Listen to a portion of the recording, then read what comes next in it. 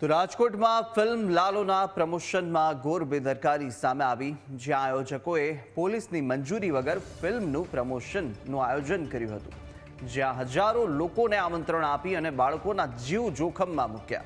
આયોજકોના અણઘડ આયોજનને કારણે એક બાળકીનો જીવ જોખમાયો હતો.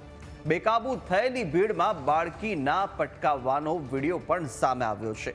ક્ષમતા કરતાં વધુ એકઠા થયેલા લોકોએ ક્રિસ્ટલ મોલની અંદર દેકારો કર્યો હતો.